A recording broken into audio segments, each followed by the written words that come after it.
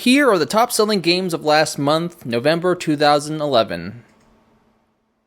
And number 1 is Call of Duty Modern Warfare 3. It made $400 million in 24 hours of release, $775 million in a matter of 5 days, and now today, $1 billion. That's right, $1 billion in 2 weeks. That's quite the accomplishment, but the question is, looking at the video game industry as a whole, with the success of Call of Duty, will the game industry be oversaturated with even more first-person shooters? Is it already?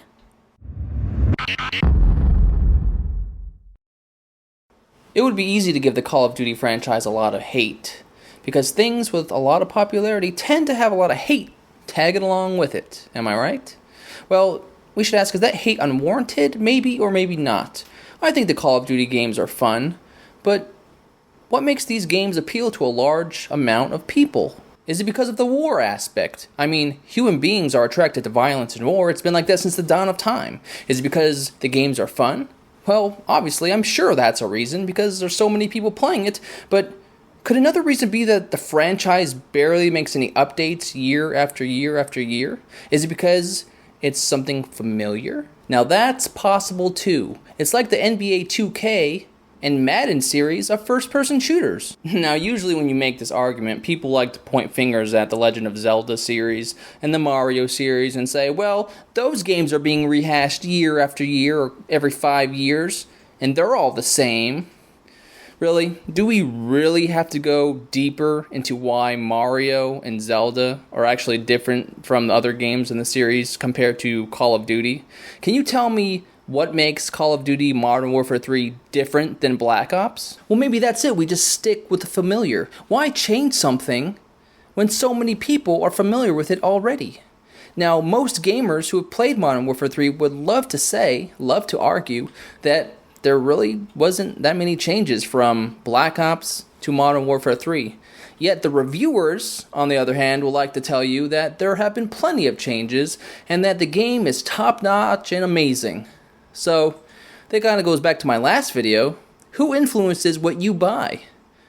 The hype? Marketing? Your friends? It goes back to that last video. If you haven't seen it yet, check it out. Now, if you enjoy Modern Warfare 3, then the hype was right, and you're loving it. You're playing it 20 hours a week, or 30 hours a week, or how many hours a week you're playing it, you're loving it. It doesn't matter what anyone says. This is a great game, and I'm playing it, I'm enjoying it. That's all that really matters. And maybe if you bought it the first day it came out, and you played it for 10 hours, and we're like, this game isn't as fun as I thought it's going to be. It's just like Black Ops. Then, well, what are you going to do then? The hype was wrong? Your friends were wrong? The reviewers? Who do you believe? So with all this going on, you at home, you and your friends, the reviewers telling you how the game is, and you telling your friends what you think it's about, and me telling you what I think it's about, and your other friends saying it sucks, and your other friends saying it's the best thing since sliced bread, it's a massive success. A $1 billion success story. So what's going to happen now? Are other companies going to jump on the first-person bandwagon and we're going to do first-person shooters all the time, every day? Is the whole gaming industry oversaturated with first-person shooters to begin with? I mean, are there going to be even more companies going to jump aboard this fad? Is it a fad? Or is it here to stay?